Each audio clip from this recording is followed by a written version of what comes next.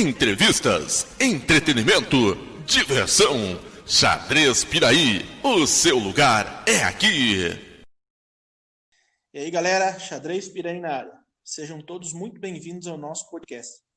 Hoje nós temos a honra e a alegria de trazer uma grande xadrista que com certeza é orgulho para o seu estado de Santa Catarina e orgulho para o xadrez brasileiro.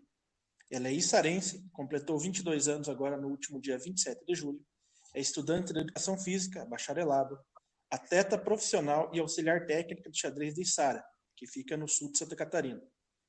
Ela conheceu a modalidade de xadrez na escola aos 10 anos de idade e iniciou os estudos da prática aos 13, através do projeto municipal Xadrez que Educa, tendo como técnico Claudionor Pirola.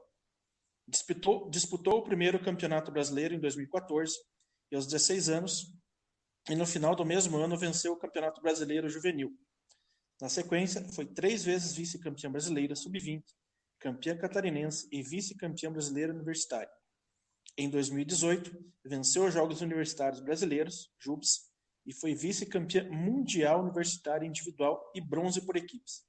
Foi campeã sul-americana sub-20 e vice-campeã pan-americana também na mesma categoria. Representou o Brasil em 4 sul-americanos e 2 pan-americanos, sendo ainda integrante da equipe olímpica brasileira na 42ª e 43ª edição das Olimpíadas de Xadrez, no Azerbaijão e na Geórgia, respectivamente.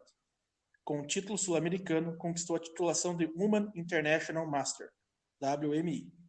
Seja muito bem-vinda, Katia Goulart. Muito obrigado por ter aceitado o nosso convite. Muito obrigada. Eu que agradeço a oportunidade de falar da minha história, né, e de xadrez como um todo. Como é de praxe, Katia, a gente gosta muito de falar do seu início, né? Começou com uns 10 anos de idade. Mas como foi que você gostou logo de cara? Você conheceu o xadrez de que forma? Foi seus pais? Foi na escola que você viu? Enfim, a gente sabe que você começou na escola, mas como que foi esse teu primeiro contato, digamos assim, que você tomou conhecimento da modalidade de xadrez? Sim, então, na verdade, ninguém da minha família jogava, né? Eu fui a primeira e a pioneira. Eu conheci dentro das aulas de educação física, na verdade, a minha professora, que era a professora Magda na época, ela costumava dividir os anos letivos pelos semestres, né? E cada semestre a gente tinha uma modalidade. E aí, quando eu tava ali com os meus 10, 11 anos, ela apresentou o xadrez. Inicialmente era como qualquer outra modalidade pra mim, assim, era uma brincadeira. Mas eu gostei bastante já, tanto é que assim que eu ganhei meu primeiro tabuleiro, eu chamei a minha irmã, né, e que é 3 anos mais nova que eu. A gente sentou ali no chão da sala e eu ensinei pra ela como que jogava. Na época eu acho que eu só sabia os movimentos do peão, mas eu já achava o máximo. Então, conheci na escola e depois acabei ensinando a minha irmã e também um tempo depois ensinei também o meu pai. Aí o trio começou a jogar em casa. Nossa, que legal, muito legal essa história mesmo. Mas e fala assim um pouquinho como que foi a sua evolução no jogo. Quem que te ajudou a você ir melhorando dia a dia? Sim, eu conheci então com 10, 11 anos e aí até os meus 13 eu disputava assim os torneios escolares dentro da minha escola, coisas pequenas assim, acabava participando também do Joese, que são os Jogos Municipais de Sara, representando a minha escola também, que era uma competição por equipes, né? Então era super bacana, porque tinha toda a interação. Mas em 2012 foi implementado aqui no município de Sara o projeto Xadrez que Educa, que veio aí por intermédio do Claudionor, que é até hoje o meu técnico, né? E aí ele chegou na minha escola, ele foi de sala em sala, e ele entrou na minha turma e perguntou se alguém jogava xadrez, se alguém se interessava em fazer as aulas. Como eu era muito tímida, eu não falei nada, né? Mas todos os meus colegas apontaram para mim. Aí eu lembro que eu fiquei super envergonhada, assim, que a atenção foi toda para mim, mas aí ele passou os horários, os dias que iam ser. E eu fui lá participar. Daí o projeto acontecia, né, no contraturno escolar. A minha escola foi um dos primeiros núcleos, né? Então, inicialmente eram 2 núcleos, um deles, por sorte, era a escola onde eu estava. Então, também levei minha irmã, né? Então, a dupla aí já começou desde o começo. Então, desde 2012, através do projeto Xadrez que Educa, com o Claudionor, é que eu fui evoluindo, estudando, enfim, sempre com ele.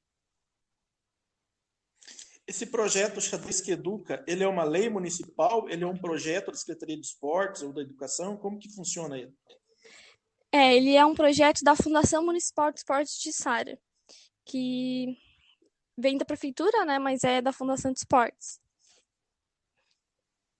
Na E verdade, como que funciona? Oi, pode falar. não, eu ia dizer que, na verdade, a Fundação de Esportes de Sara tem várias modalidades, né? Mas aí o xadrez e o karatê foram as primeiras aí que ganharam destaques estaduais, nacionais e internacionais. Então, até hoje seguem como grandes polos, assim, do esporte de Sara. E como que funciona esse projeto? Os professores são capacitados, eles passam por alguma aula de capacitação?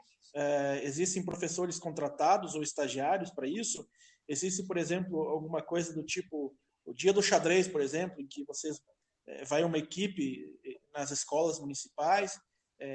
Como que funciona? Então, inicialmente, o que acontecia era que o Cláudio Honor era sempre o coordenador, técnico coordenador, então ele ia nas escolas, dava as aulas, né, fazia todo o trabalho de base e também o trabalho de rendimento nas próprias escolas, né. Inicialmente eram duas, e aí, uns anos depois, a gente criou o Centro de Excelência, que é o Clube ACX de Sara, que é onde acontecem hoje os treinamentos do rendimento e do alto rendimento. Então, nas escolas, a gente ainda dá aula, na verdade, né? O Cláudio Honor fica principalmente no Centro de Excelência, e aí eu trabalho essa parte de iniciação.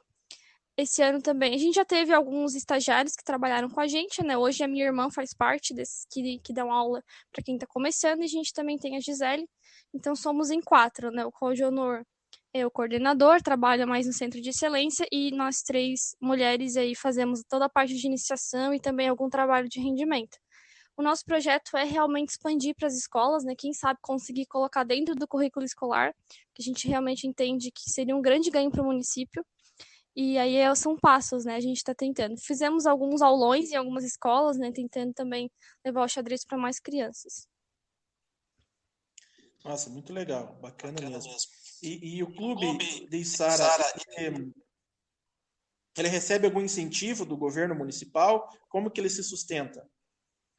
Então, na verdade, o clube é uma grande família, assim. São os pais, né, as famílias dos atletas, os enxadristas que mantêm o clube. Toda a parte de aluguel, a parte de contas, né, luz e água, é toda mantida através das famílias. Então, aqui a gente tem uma parceria entre a CX Sara, que é o clube, onde acontece o Centro de Excelência, e a Prefeitura Municipal. Então, a prefeitura não apoia o clube diretamente a se manter, né, mas em parceria consegue manter os professores, manter as competições, então é essa parceria.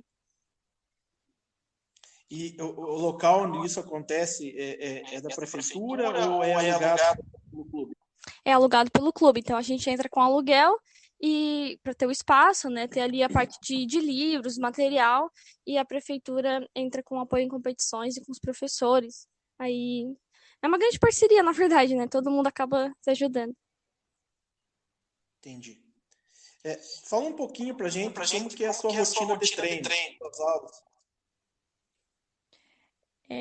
Inicialmente, né, quando eu comecei, eu treinava muito dentro do projeto sempre, né, nas aulas em grupo, então com o Cláudio Honor a gente fazia muito treino tático, né, ele tem uma didática, assim, que eu considero muito incrível, a forma como ele conquista as crianças, enfim, então, uma das primeiras aulas, eu lembro que ele ensinou o mate rei dama, então aquilo era todo um encanto para mim, como que a dama tinha um quadrado, porque o tabuleiro já era um quadrado, então foi bastante interessante. Aí depois eu lembro também de uma competição que ele fez de exercícios táticos. E a premiação era uma moedinha, assim. E eu lembro que eu comecei super bem nos exercícios, mas não ganhei aquela moedinha até hoje. Ela fica na lembrança, né? Aquela vontade, assim, de sempre conquistar o máximo. Mas aí hoje eu continuo ainda, né, com o treinamento em grupo, mas de 2015 principalmente adiante eu fiz muito trabalho individual. Então eu gosto bastante de estudar com livros, a parte tática, eu acho que a internet aí o computador ajuda bastante. E aí tem uma tríade aí também, né? As aulas em grupo com Cláudio Honor, a parte individual com os livros e questões táticas aí com exercícios de livros e também os exercícios da internet. Você é uma atleta que com certeza já é uma grande referência no nosso esporte nacional e você já teve participações grandiosas nas Olimpíadas de Xadrez.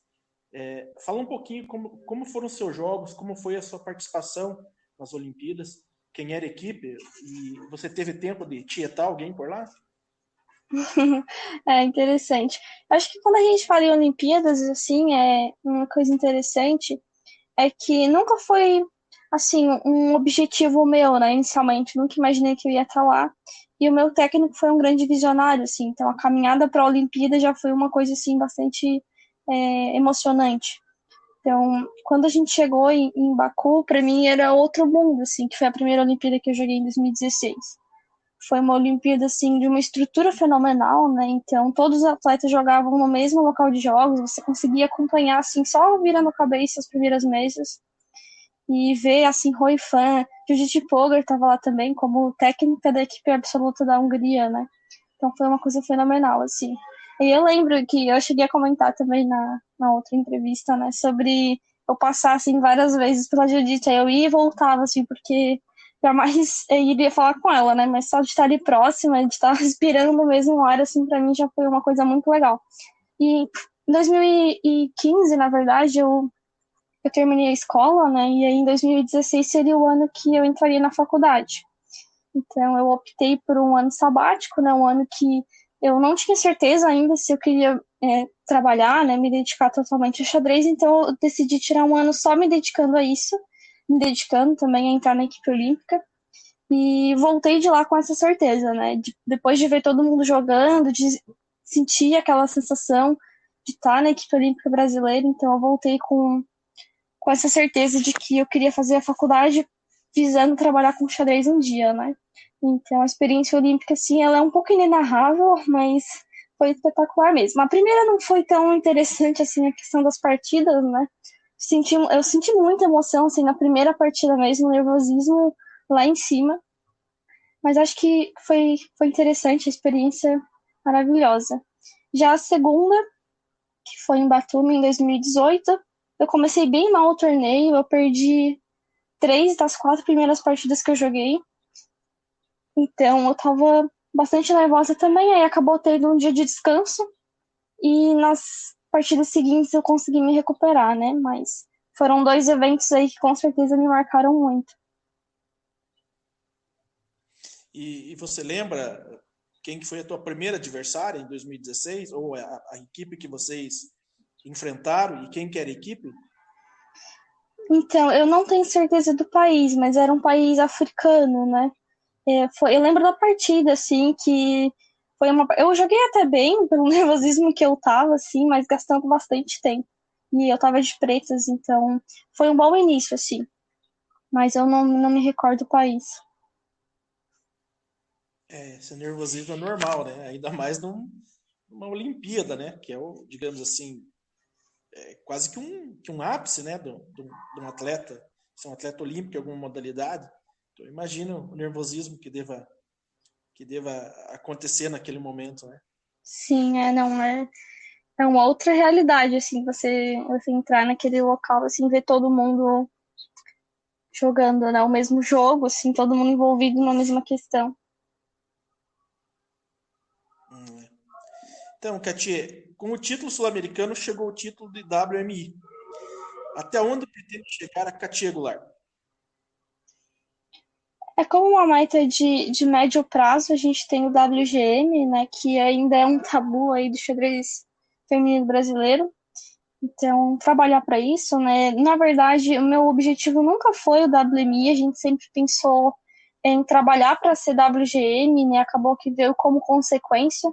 Então, a minha meta, na verdade, é essa, né? Estudar o máximo possível, evoluir o máximo possível para que o título, para que o rating, para que as normas acabam vindo como consequência. Então, isso seria o lado como atleta, né? WGM, aí quem sabe depois alçar voos ainda maiores, mantendo aí o máximo possível dentro da equipe olímpica também. E na parte como professora também eu me identifico bastante, né? Penso aí em formar campeões brasileiros, por que não? Acho que xadrez ainda é uma área muito grande a ser explorada. Eu já pensei também em trabalhar o lado científico, acadêmico, né, dentro da universidade, fazer pesquisas, mas eu acho que não dá para focar em tanta coisa agora, mas quem sabe um dia. Entendi. E a sua relação com as redes sociais? Já criou o seu perfil no Insta? Tá todo mundo pedindo. Pois é, né? Eu não sou muito fã das redes sociais, na verdade. não gosto muito nem do Face, né? Mas acho que daqui a pouco eu crio, né? Um Instagram também. Sempre, eu lembro, acho que foi naquela live que você fez com a galera de Siqueira Campos, que a Catarina, acho que estava falando que estava procurando para marcar você no Insta, né? E não achava, e não achava. Eu geralmente, quando eu coloco alguma coisa tua lá, eu marco o projeto Damas em Ação. Pode ser mesmo, porque ainda não criei, não. Então, e aí já falando, já puxando aqui para o lado do projeto Damas em Ação. Conta para a gente como que surgiu, os objetivos que já foram alcançados e quais são os objetivos ainda a serem alcançados, quem que idealizou, você estava desde o início, como que surgiu esse projeto? O projeto surgiu em 2018, né? 6 enxadristas aí do Brasil que na época lutavam pela Olimpíada, né? Estavam ali no ciclo olímpico.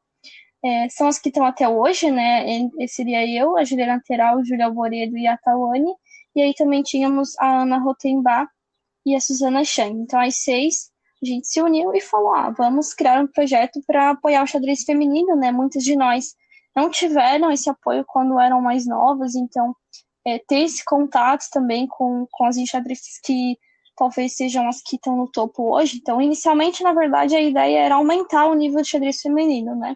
Tanto que uma das nossas primeiras ações foi a ideia do Rumo à Maestria, um projeto de torneios internacionais, né? Ali naquele período a gente foi para a Espanha e Andorra, onde a gente pudesse enfrentar grandes jogadores, né? Subir, quem sabe, o nosso rate, mas a princípio sempre a questão foi o aprendizado, e era ano pré-Olimpíada ali, né? O ano de 2018. Então, surgiu a iniciativa da C6, pensando em aumentar o nível de xadrez feminino, e na sequência também abraçando também as causas de base, né?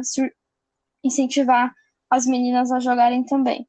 Então, hoje a gente busca aumentar o nível de xadrez feminino, incentivar o trabalho de base e trazer cada vez mais mulheres para o xadrez, assim como incentivar a modalidade como um todo. Sim, muito bacana. Inclusive é um projeto que eu sempre cito quando eu trato do xadrez feminino. Aqui no nosso município a gente gosta muito de incentivar o xadrez feminino.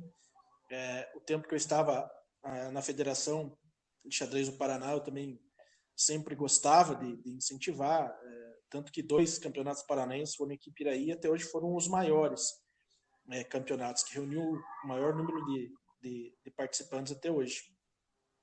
E a gente tem a ideia de fazer, logo que passar toda essa loucura aí, né, essa pandemia, a gente quer fazer aqui um festival paranaense de xadrez. Logicamente, o convite para você já está mais do que feito. E ainda tenho muito vontade de fazer um aberto do Brasil específico para o público feminino, né? Porque existem campeonatos absolutos em que o feminino participa, e é importante essa participação, é lógico, né? Mas, assim, eu gostaria de fazer um aberto do Brasil exclusivo para o público feminino. A gente tem esse projeto ainda de conseguir fazer isso. Sim, é muito bacana essas iniciativas, né? O município aí, a gente de longe aqui acompanha, né? Que tenta incentivar bastante. O xadrez feminino como um todo agradece. A gente está bem carente dessas iniciativas. A cidade de Içara é uma cidade grande, Katia? Quantos habitantes? A gente tem 55 mil habitantes. É uma cidade mais pequena, né? É maior que Piraí. Piraí está aí beirando os seus 29 mil habitantes, mas a gente tem um incentivo bem bacana aqui também. Sim. E quanto pra, eu passei, teve um dos pais de uma atleta que representa o xadrez Piraí, o professor Sandro Eli, ele fez uma pergunta bem legal. Vou repassar para você aqui. Se você pudesse refazer a sua trajetória, o que você faria de diferente? Ou você não mudaria nada?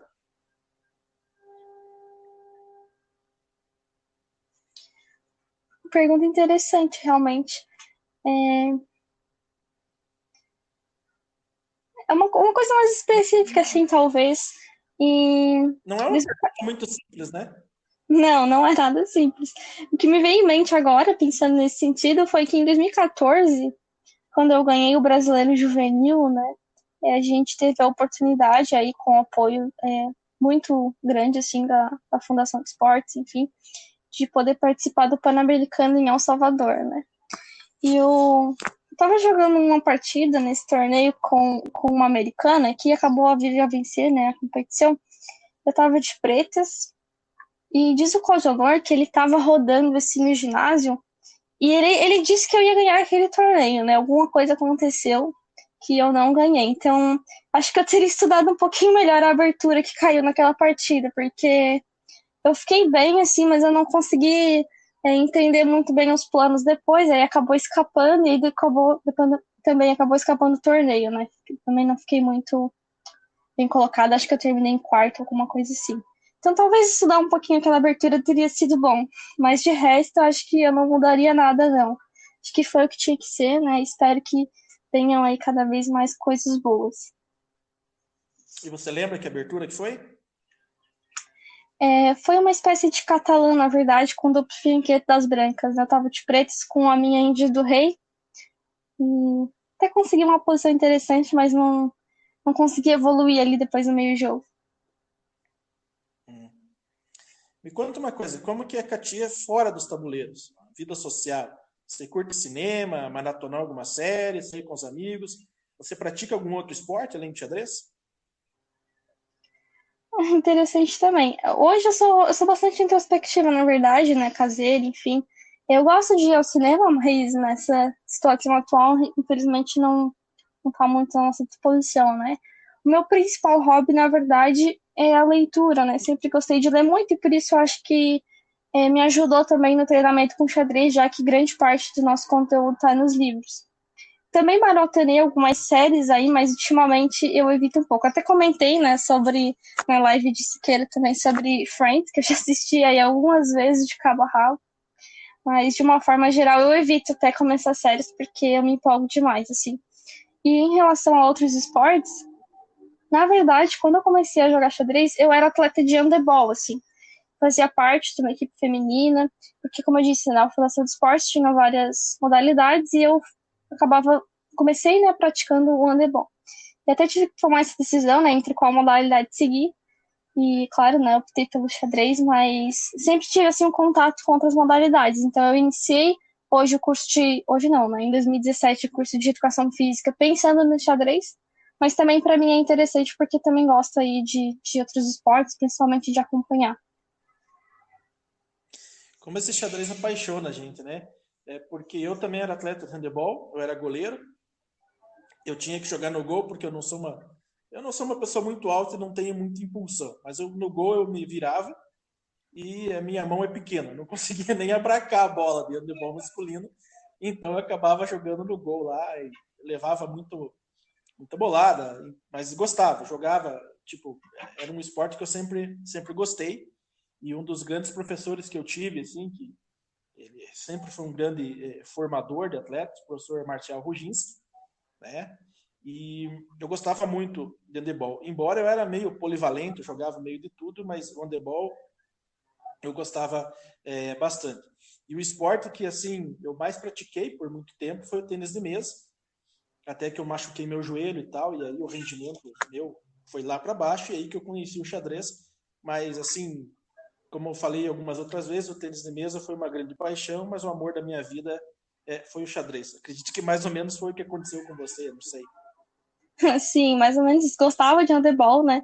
Mas optei pelo xadrez, assim, sem grandes questões. Mas goleiro de handebol sofre muito, né? Acho que você fez uma Putz! boa decisão.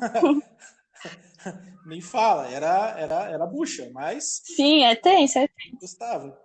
Era complicado, mas a gente gostava e tal. E o professor Marcial era sensacional, gostava demais. Você falou que gosta muito de ler.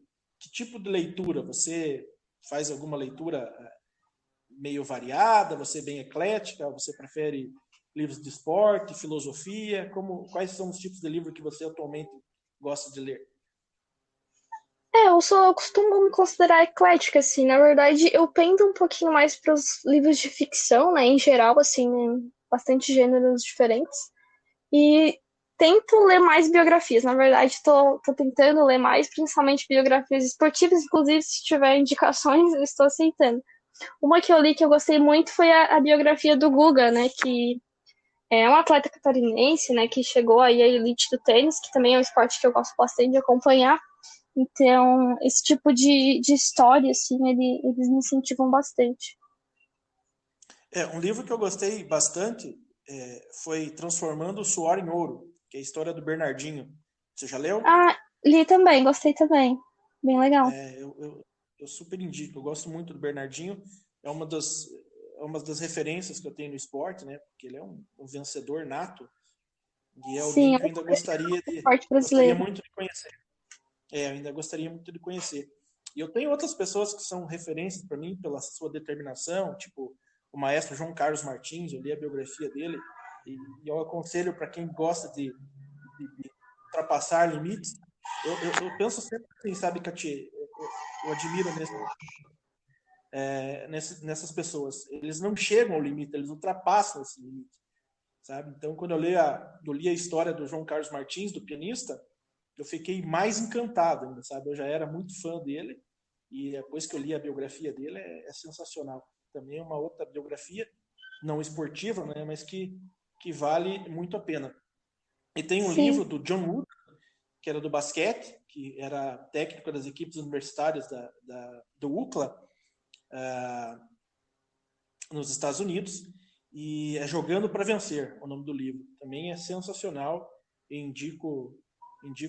super indico esse livro para quem gosta do esporte e da superação. É muito bacana, já vou anotar aqui essas duas indicações. Sim, vale muito a pena. Bom, a gente tem alguns quadros fixos aqui no nosso podcast. E o primeiro quadro chama-se Momento Polga. Momento Polga. Nesse Momento Polga, a gente gostaria que você falasse para a gente assim, qual que foi o seu melhor torneio, aquele que você considera o seu realmente top. Ou, se você quiser falar também da sua partida que você considera imortal, do tipo, nossa, eu fui perfeito, eu fui uma polga nesse torneio ou nessa partida. A partida eu acho que estou esperando ela acontecer ainda, né? Mas do torneio, um que me marcou muito foi o Sul-Americano Juvenil de 2018, né? Foi onde eu conquistei o meu título de WMI, então ele tá guardado aqui, especialmente na minha memória, né? Mas foi um torneio interessante porque ele já começou meio assim, né? Era a primeira vez que eu viajava internacionalmente, sem falar espanhol muito bem, assim, bem mais ou menos eu entendia. E aí eu cheguei no dia do evento, para ter uma economia em relação à passagem, enfim. E aí eu cheguei lá e o povo falou, não tá escrito no torneio, não sabemos quem você é. E eu com meu portunhol bem mais ou menos, não tava conseguindo me encaixar, né? Tava em cima da rodada já. E aí eu não tava inscrita, né? Aí tive que falar com o organizador ligou pra Confederação Brasileira. Aí teve todo um away, eu não sabia se eu ia jogar ou se eu não ia. Mas no final deu tudo certo, eu acabei jogando. E na 7ª rodada, acredito eu perdi uma rodada entre essas aí, né? E na 7ª rodada eu tava jogando com uma peruana. Na verdade, eu ia jogar, né, com uma peruana. Eu ia jogar de brancas. E no dia anterior, o Magnus Carlsen tinha... não era uma novidade teórica, né? Porque já tinha se jogado antigamente. Mas ele jogou uma variante assim que não era muito atual, né? Na siciliana Najdorf com dama por D4 e depois de cavalo C6, dama D2. Aí o Cláudio Honor viu essa partida e nessa 7ª rodada do Sul-Americano ele falou pra mim jogar isso, porque a minha não ia estar esperando, né? Era uma super, entre aspas, novidade. E aí a gente estudou, né? E acabei jogando e ganhei, né? Ganhei, ela não estava muito preparada para enfrentar. Então foi uma partida assim que me marcou bastante por isso, né? Porque o Claudio teve essa luz assim que ele viu a variante do Carlsen e falou, vamos jogar essa. Aí na 8ª rodada eu ganhei de pretas E na nona, eu enfrentei uma outra peruana que era da mesma equipe, da menina que eu joguei na sétima rodada. E a gente sabia que eles iam preparar, né? Eles iam ver a partida e iam melhorar a variante que ela tinha jogado. Então a gente melhorou o melhoramento e jogamos a mesma variante de novo, né? E aí a menina jogou o que a gente achou que ela ia jogar, que ali seria porque também não tem tanto tempo assim de uma partida para outra, né? Então o técnico dela estava lá, a gente imaginou que ele ia ver a partida, ia tentar aí refutar de alguma forma, ou enfim, conseguir a melhor posição possível para os pretos. Mas aí a gente conseguiu melhorar e daí eu venci a nona rodada e foi onde eu venci o torneio, né? Então foi um torneio que me marcou muito, esse sul-americano, que foi no Paraguai, porque eu cheguei lá não indo jogar, no caso eu não estava inscrita, aí teve todo um auê, consegui jogar, e na volta também foi super tenso, assim, porque foi na época da greve dos caminhoneiros, então eu não sabia como é que eu ia chegar em casa, né? Tinha toda a questão dos aviões, aí não sabia se ia decolar, enfim, tinha toda essa tensão, mas no final acabou dando tudo certo, aí com a ajuda de algumas pessoas também que me auxiliaram no processo. Então foi um torneio que me marcou muito. Bacana, uma bela história. E agora também no nosso quadro fixo, a gente tem o Momento Pastorzinho. Momento Pastorzinho. E aí, nesse Momento Pastorzinho, é totalmente o oposto do Momento Polgar. Digamos, alguma coisa que é um torneio que você não gostou muito de participar, ou uma partida que você achou que poderia ter sido melhor, algum resultado que você não tenha gostado muito. Quando eu penso em torneios assim que eu joguei mal, eu sempre lembro de um Continental Feminino na Argentina em 2017. Foi a primeira vez que a minha irmã saiu do país, na verdade, a gente conseguiu levar ela, então fomos eu e ela, a Julia Boredo e a Tatiane Coelho, nós quatro dividíamos um apartamento em Buenos Aires, mas era um Continental assim, que eu fui tentando dar o meu melhor, assim, e na primeira rodada eu joguei com a Daisy Core, eu fiquei numa posição muito bem, assim, mas dei uma pendurada absurda, entreguei a posição. E aí eu perdi essa partida e perdi mais 3 partidas seguidas, assim. Sendo que a quarta que eu perdi era para uma menina de 1.500. Sem desmerecer nem um pouco, né? Mas a gente sente, assim. Não, claro que sente. A gente sente. E aí, 4 derrotas seguidas, eu falei, o que eu tô fazendo aqui? Eu não sei jogar xadrez. Perdi 4 seguidas, assim. 2 rocks pequenos, né, no torneio. E, por sorte, não teria quinta partida, né? Na verdade, foi um dia de descanso, então teve aquele reset para voltar um dia depois. E aí aquilo fez toda a diferença para mim. Então, essa primeira metade do torneio, com certeza, assim, é um momento muito capivara. Foram 4 partidas que. A primeira eu até joguei bem, mas depois, assim, não sabia o que eu estava fazendo, né? Por sorte, me recuperei depois, né? Mas esse inicial aí foi bastante devastador psicologicamente. Eu imagino. Mas isso sempre acontece comigo. É bom essas situações, porque, por exemplo, em Batumi, eu também tava super mal, mas eu falava, não, mas não é pior que a Argentina.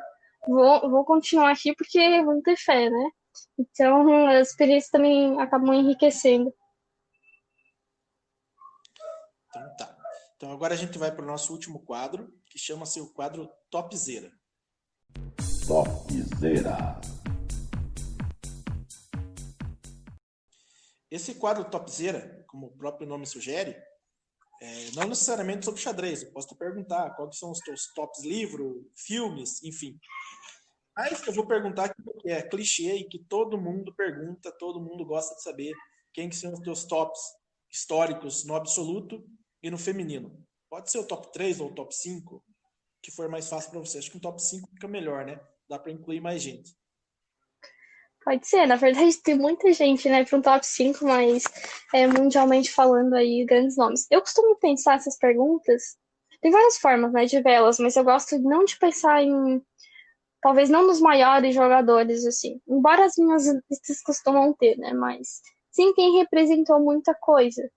Então, no top 5 absoluto, por exemplo, eu gosto do Capablanca, em quinto lugar, porque foi um latino-americano, assim, que significou muito pra gente, né? Então, claro que foi campeão mundial, enfim, grande jogador. E em quarto, a Judith Polgar, que pra mim, com certeza, né, a maior jogadora de todos os tempos. Eu acho que ela merece estar no top 5 absoluto por tudo que ela representou, né, pelas portas que ela abriu para todas as mulheres do mundo inteiro. E aí, no top 3 aí temos as polêmicas, né, que sempre tem diferentes opiniões. Em Sim, terceiro, eu sinceramente, assim, não te cortando, mas já te cortando, eu realmente eu não vejo muita polêmica no top 3, sabe? só tem um top 3. Pra Só mim, muda a ordem, né? sim, o top 3, mas cada um com a sua ordem, né? Eu gosto de colocar o Fischer em terceiro, e acho que ele foi um grande nome, assim, mas, enfim, né, ajudou muito na divulgação da modalidade, mas entre os três aí eu considero que ele mereceria o bronze. E aí, em segundo lugar, o Magnus Carlsen, que tá imparável, né, não sei aí quando que nascerá o desafiante dele, se é que já nasceu. E aí, em primeiro, eu acho que o Kasparov, né, também significou muito para o xadrez, enfim, ajudou a divulgação. E até hoje é um grande jogador, né, já se provou aí recentemente. Então, esse seria o meu top 5 do mundo. O teu top 3 é exatamente igual ao meu. É exatamente isso. No caso do Fischer, eu acho que ele é genial. Quem não acha isso, né? Mas eu acho que ele perdeu uma grande oportunidade de se tornar o maior da história. Tipo, se ele tivesse enfrentado o Karpov, né?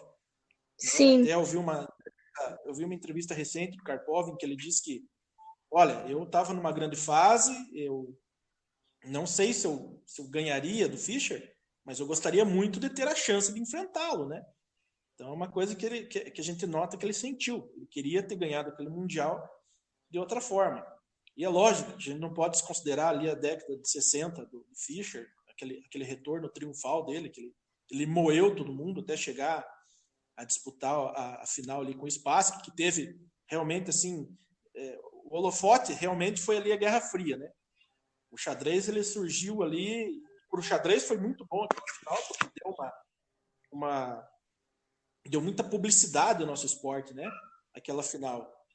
Muita gente considera até hoje a maior final da história. Eu já acho que a maior final da história é Karpov e Kasparov, mas pelo holofote ali da Guerra Fria, eu acredito que realmente tenha sido se não a maior, uma das maiores. Com relação ao Carlsen, eu penso exatamente como você. Eu acho que dificilmente vai aparecer alguém que possa tirar ele nesse momento, né? Ele já está aí há 7 anos no trono do campeão mundial. É o número 1 há muito tempo também. Eu acho que esse é o mais difícil de conseguir, porque o Kasparov ficou há 20 anos, né, em primeiro lugar, número 1, mas ele está indo a passos largos para isso. E veja, o cara é campeão mundial de blitz, de clássico e de rápido. Você vai falar o quê de um cara desse, né? E aí vice-campeão do xadrez do Fischer lá, né, do Fischer Handel, do 960. Então, é impressionante o que ele fez, o que ele faz até hoje.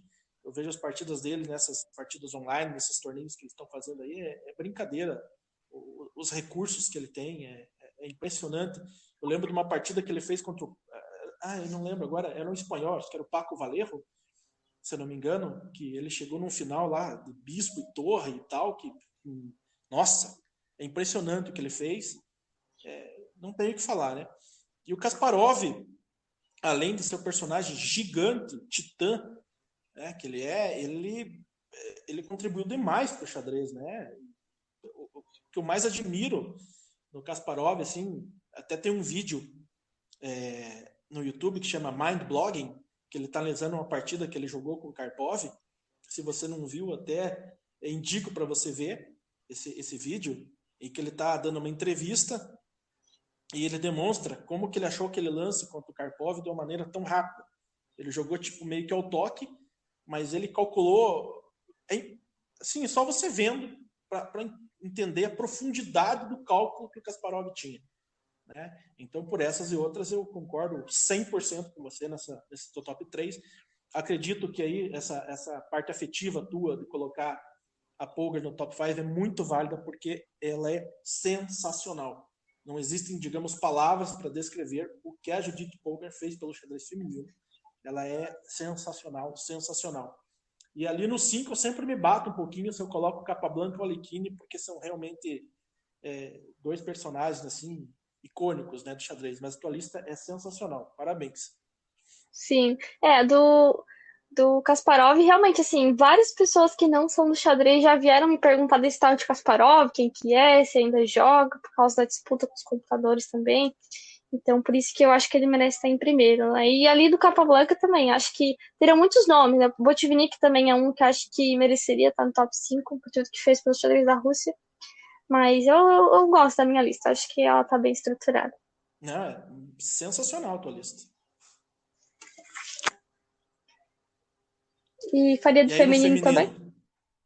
Sim. A gente já sabe quem que é a número 1, né? Mas Sim, não, a número 1 não é segredo pra ninguém, né? Em quinto, na verdade, tem duas, assim, que elas são muito próximas, eu acho.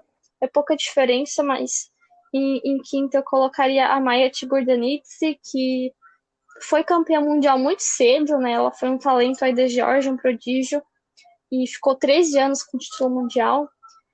Depois, em quarto, a Nana Gaprindashvili, também uma georgiana que significou muito, né? Acho que ela ficou 16 anos com o título mundial. Foi a primeira GM, né, do absoluto, se não me engano. Em terceiro, eu coloco a Rui Fan, que também, assim como o Carlsen, tá difícil bater ela, né? Principalmente aí pensando no xadrez presencial, no xadrez standard.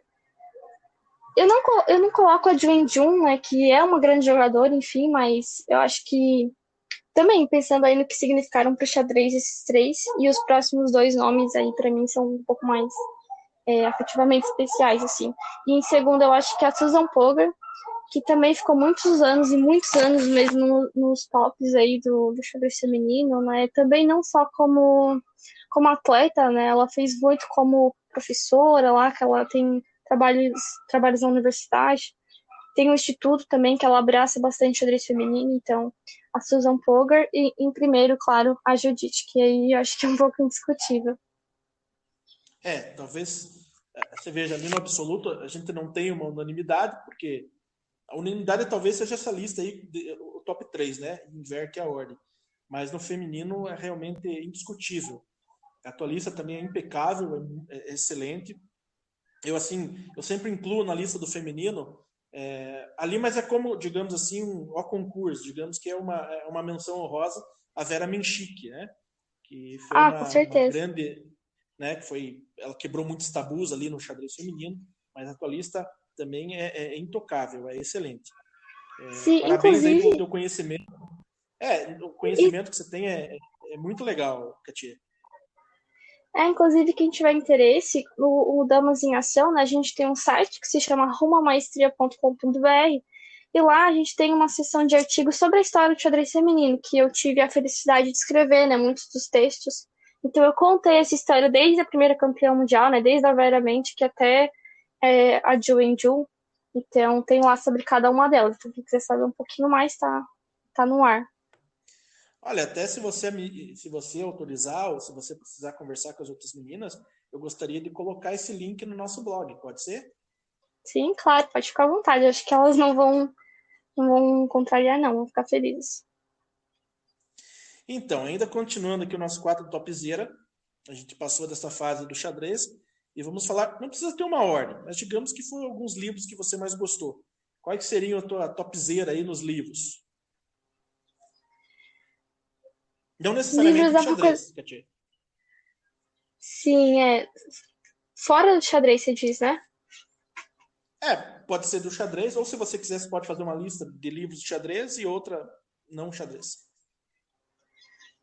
Eu vou fazer uma mescla, então, assim, de xadrez eu indico muito, principalmente para quem quer aprender, assim, né, sobre técnicas, enfim. Eu gosto muito do modo como o Jacob Aagaard escreve, eu acho que ele encanta bastante, assim, ele é até bem polêmico em algumas colocações. Eu acho que o modo como ele escreve é interessante. Ele tem muitos livros publicados, né, de vários temas. Acho que ele é um autor aí, todos os livros dele, não li todos, né, mas todos os que eu li eu achei bastante interessantes. E também os livros do Johan Helston, que não são livros tão indicados assim, eu não vejo tanto se falar, mas eu acho que são muito interessantes, tanto para quem está aprendendo, quanto para quem quer saber como ensinar. Esses dois aí, autores, e os livros deles, eu acho que são bastante especiais no mundo do xadrez.